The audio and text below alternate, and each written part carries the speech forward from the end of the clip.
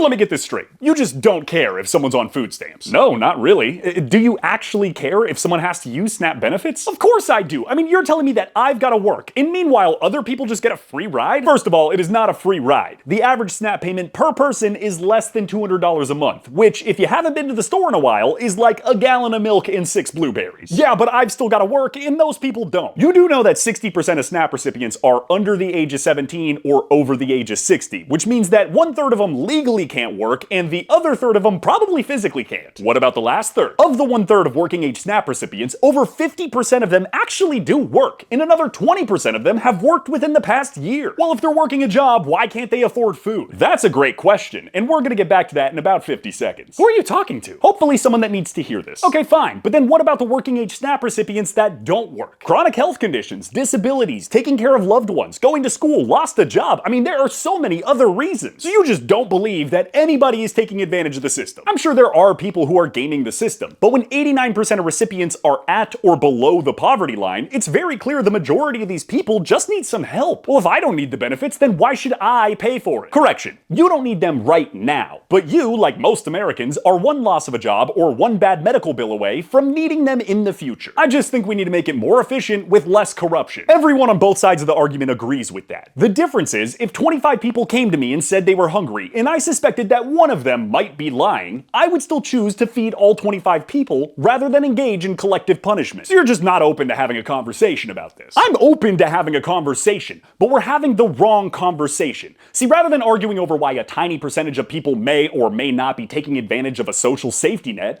we need to be talking about why, in the richest country to have ever existed on this planet, where 30% of the food that we produce gets thrown away, do 1 in 8 of our citizens need help affording basic necessities, even when the majority of them are working for corporations that make billions in profit.